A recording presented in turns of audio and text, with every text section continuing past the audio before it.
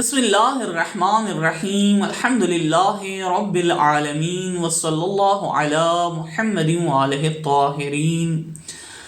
ختم نبوت کے سلسلے میں یا فلسفہ ختم نبوت کے سلسلے میں ایک اہم سوال جو پیدا ہوتا ہے کہ آیا رسول اللہ کے بعد امام کی ضرورت ہے؟ تو جواب یہ ہے جی ہاں، امامت کی ضرورت بشریت کو ہر دور میں رہی ہے۔ ہر دور میں اللہ تعالیٰ نے انسانی ہدایت کے لیے امام قرار دیے ہیں۔ خود ختم الرسل حضرت پیغمبر اعظم صلی اللہ علیہ وآلہ وسلم امامت کے فرائض انجام دے رہے تھے، اس کے علاوہ کہ وہ نبی تھے،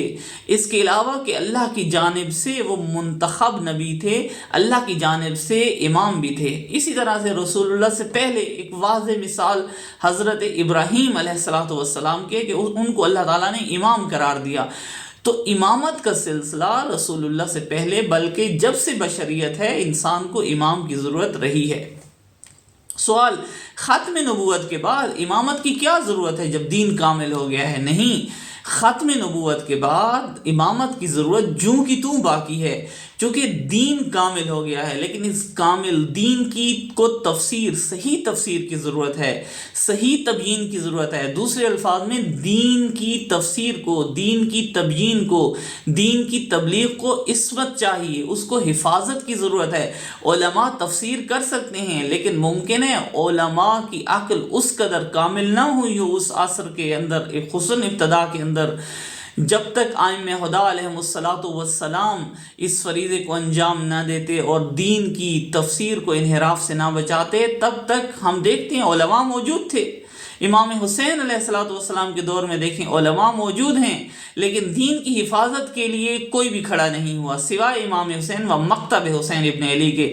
دین کی حفاظت امام کی ذمہ داری ہوا کرتی ہے، دین کی صحیح تفسیر، دین کی صحیح تبیین، دین کی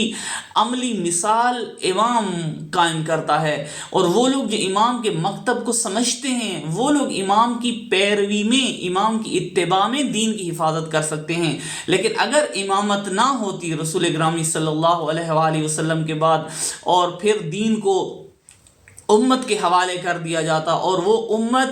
جو خود خطا کا شکار تھی، وہ امت جو بہت سارے ادوار کے اندر خاموشی کا شکار تھی، ظلم و جور کے مقابل میں، دین کی تحریف کے مقابل میں سکوت اختیار کیے ہوئے تھی، ہمیں معلوم ہوتا ہے کہ اس کا مطلب یہ ہے کہ ایسے افراد کی ضرورت تھی، اور ایسے افراد تھے ائمہ خدا علیہم السلام نے ہر دور کے اندر یہ فریضہ انجام دیا ہے۔ اس حد تک خداوند متعال نے ان اہل بیت نبی، اہل بیت اطہار علیہم السلام کو یہ فضیلت عنایت فرمائی کہ ان کو خداوند متعال نے محافظ دین قرار دیا ہے۔ بس امام کی ضرورت ہے، اگرچہ علماء اس فریضے کو انجام اس وقت دے سکتے ہیں جب وہ امام سے متصل ہوں، جب امام کی ہدایت کے زیر سایہ ہر عصر میں وہ دین کی تبلیغ انجام دے، یعنی امام کی اطاعت میں وہ امام جو اللہ نے فرض قرار دی ہے اس کی اطاعت ان پر۔ رسول اللہ کے بعد راہبریت کا وہ سلسلہ جس پر اللہ نے امت کو ملزوم کی، امت کے لیے لازم کیا ہے کہ حتماً وہ آ کر رسول اللہ صلی اللہ علیہ وآلہ وسلم کے بعد ان ائمہ خدا کی اطاعت کریں گے، وہ مفترض ائمہ خدا علیہم السلام، اہل بیت نبی، اور ان کے بعد وہ سلسلہ جو خود ائمہ اطہار نے متعارف فرمایا ہے، وہ نظام۔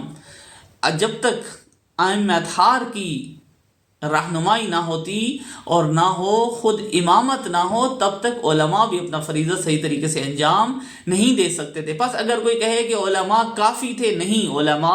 فقط علماء کافی نہیں تھے، بلکہ خداوند تبارک و تعالی نے اہل بیت نبی جو علماء برحق بھی ہیں، اہل علم بھی ہیں، راسخون فی العلم کے بہترین مصداق بھی ہیں، رسول اللہ نے بھی انہیں معرفی کروایا ہے، تعارف کروایا ہے، امت کو پہچانوایا ہے، ان کا اعلان کیا ہے، باقاعدہ سے اہتمام کیا ہے۔ تو اس کا مطلب یہ ہے کہ رسول اللہ متوجہ تھے اس امر کی طرف، اللہ کے اذن سے، اللہ کے امر سے رسول اللہ نے ان کی اطاعت کا امر کیا ہے، اور امت کا فریضہ ہے، علماء کا فریضہ ہے، فقہا کا فریضہ ہے کہ وہ ان ائمہ کی اطاعت میں آ کر دین کی تفسیر کریں۔ مکتب اہل بیت کے سائے میں دین محفوظ ہے، اور اسی دین محفوظ کو تفسیر کی ضرورت ہے، تبلیغ کی ضرورت ہے، ترویج کی ضرورت ہے۔ بس امام کی ضرورت علماء کے ہونے سے نبوت کے بعد ختم نہیں ہوتی، بلکہ امام کی ضرورت باقی ہے ہمیشہ تاخیر۔ اور ہم دیکھتے ہیں کہ امام زمن جس کا ہر دین کے اندر اور خصوصاً اسلام کے اندر مہدویت کی تاکید ہے، وہ آخری امام خاندان نبی صلوات اللہ علیہم سے وہ جو معرفی کیا گیا وہ اسی مقصد کے لیے۔ ہر دور میں امام کی ضرورت ہے، ہر دور میں مکتب امامت کی ضرورت ہے، ہر دور میں امامت کے سائے میں دین کو تفسیر کی ضرورت ہے، اور امامت کے سائے میں ہی دین ترویج بھی ہو سکتا ہے، تبلیغ بھی ہو سکتا ہے، قائم بھی ہو سکتا ہے، اور امت کی نجات کا ذریعہ بن سکتا ہے۔